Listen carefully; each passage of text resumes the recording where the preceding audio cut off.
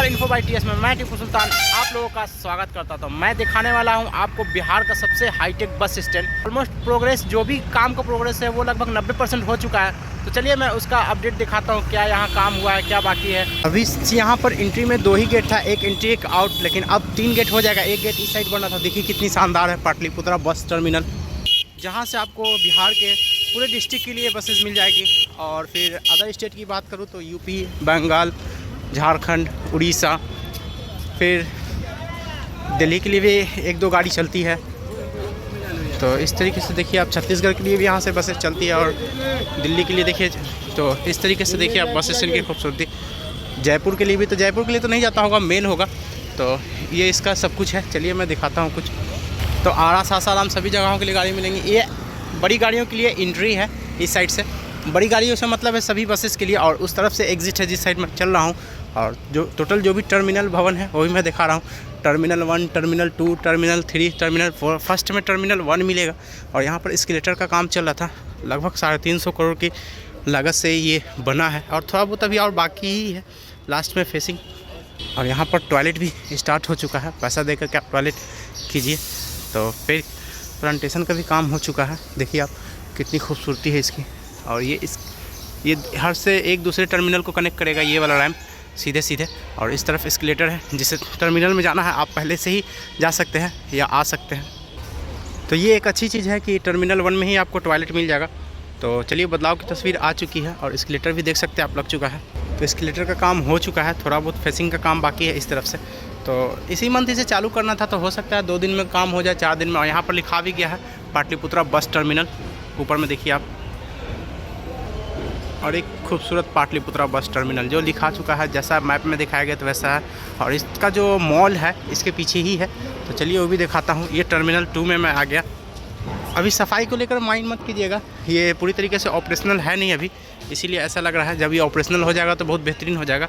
Operational से मतलब ये है कि काम तो होता ही रहता है, लेकिन अभी ओपनिंग अच्छे से नहीं हुई है इसकी, जैसा होना चाहिए। काम बाकी है, इसीलिए। दूसरे टर्मिनल में भी देख सकते हैं आपकी एस्केलेटर लग चुका है। और बस लगाने के लिए भी, गाड़ियाँ के लिए भी स्टैंड बनाया जा चुका है, और भी स्टैंड बनाया जा रहा है। और देखिए इस तरीके से आप, तो कहीं भी जाने के लिए फ्यूचर में तो लिखा ही जाएगा गाड़ी, कौन सी गाड़ी कहाँ से मिलेगी। ड्रेनेज का भी इंतज़ाम अच्छा किया गया है। इस तरफ से देखिए आप पाटलिपुत्रा बस टर्मिनल, एक खूबसूरत हमारा बिहार का एक शानदार बस स्टैंड। चलिए अभी मैं सेकंड गेट की तरफ चल रहा हूँ, यानी जिस तरफ से बसेस बस टर्मिनल में इन करती हैं। और अप्रोक्स अगर बात करूँ तो एवरीडे यहाँ से 1000+ बसेस खुलती है पूरे स्टेट के लिए। और पूरे स्टेट तो नहीं कहूँगा, 4-5 स्टेट के लिए यहाँ से खुलती है, और पूरे डिस्ट्रिक्ट के लिए यहाँ से। तो देखिए साफ़ सफाई सब कुछ। अभी तो खूबसूरती इसका और निखरना बाकी ही है। टॉयलेट का अच्छा इंतज़ाम किया गया है, 2-2 टॉयलेट का इंतज़ाम किया गया है। देखिए आप, जैसे जैसे टर्मिनल में आप इन करते जाइएगा तो वैसे वैसे टॉयलेट का देखिए आप।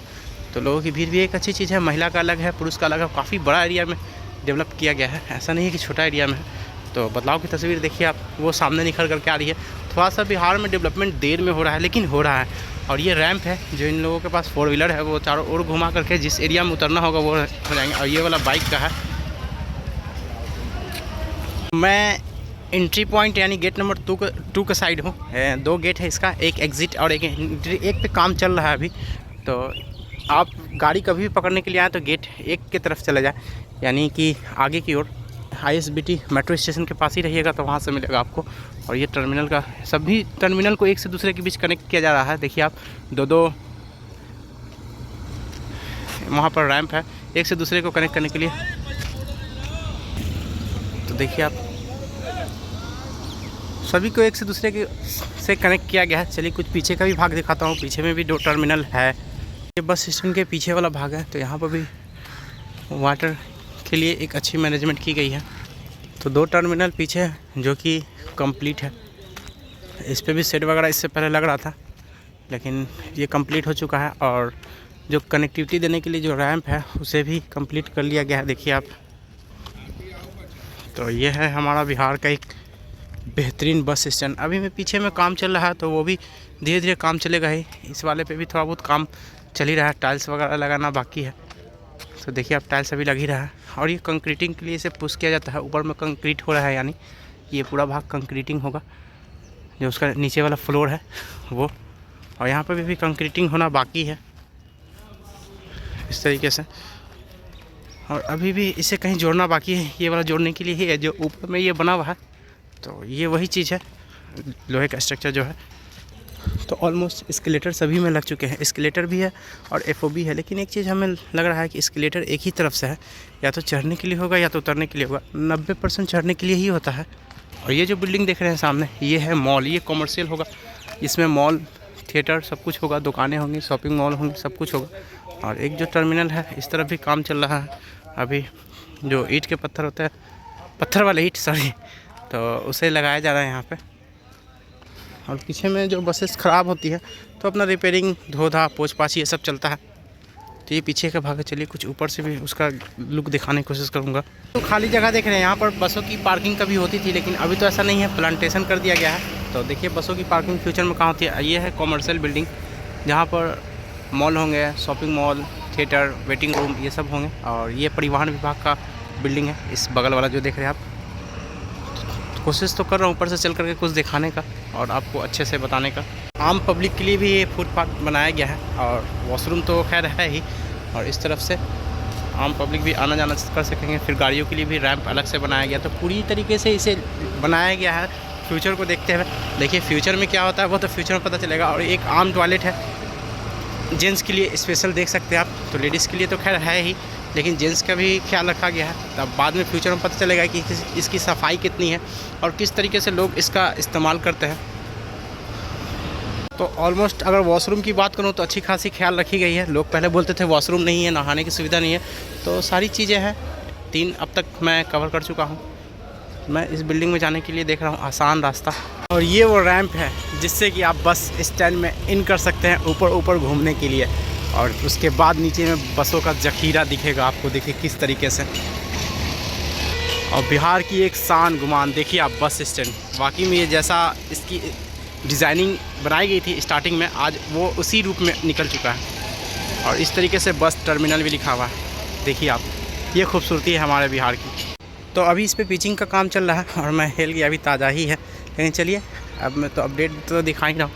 और ये वो बिल्डिंग है जिसमें सब कुछ आपका काम होगा, टिकट वगैरह, वेटिंग हॉल, ये सब। और फिर जो मैं पीछे देखा कॉमर्शियल बिल्डिंग, वो अलग से होगी, वो स्पेशल होगी। जो जिनका गाड़ी लेट होगा, नाइट में होगा, या जिनको रेस्ट करने की ज़रूरत है, वो उनके लिए स्पेशल होगा। और इस तरीके से बाहर का टर्मिनल है। लेकिन इस तरफ से एंटी लाइट आ रहा है, इसलिए इसकी खूबसूरती उतनी नहीं निखर रही है। लेकिन वाकई में ये खूबसूरत है। जब ये बन जाएगा 1 साल बाद इसकी कंडीशन दिखेगी कि कैसी ये है और किस तरीके से कितनी खूबसूरत है। तो एक रैम से एक टर्मिनल से दूसरे टर्मिनल में जाने के लिए 3 तरह से कनेक्टिविटी है। एक एस्केलेटर है, फिर आम सीढ़ी जो होती है वो है, और फिर लिफ्ट है। और ये रैम दूसरे को कनेक्ट करने के लिए एक टर्मिनल से दूसरे टर्मिनल या बिल्डिंग में जाने के लिए एक बिल्डिंग से दूसरे बिल्डिंग में। तो फिर इसी तरीके से ये पूरे राउंड में है। और इस तरीके से देखिए आपकी सभी बिल्डिंग को कनेक्ट करने के लिए सभी में कनेक्टिविटी दी गई है।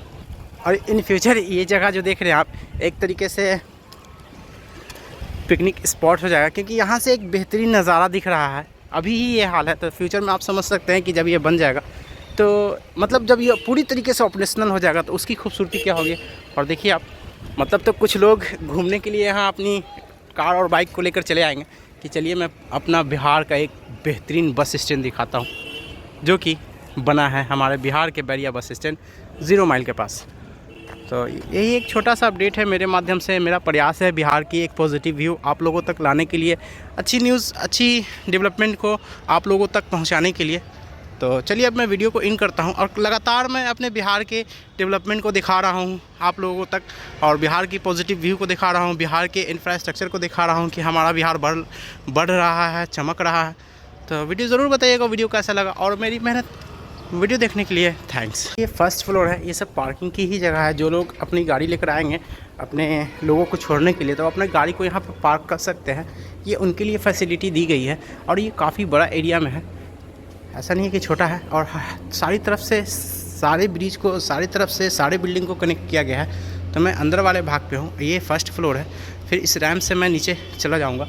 तो फर्स्ट फ्लोर और सेकंड फ्लोर पार्किंग का ध्यान रखते हुए इस चीज़ को बनाया गया है। और पूरा एरिया बड़ा एरिया है, छोटा मोटा एरिया नहीं है ये। देखिए आप, इतनी बड़ी एरिया है ये कि आराम से 500 गाड़ी लग सकती है दोनों फ्लोर पे।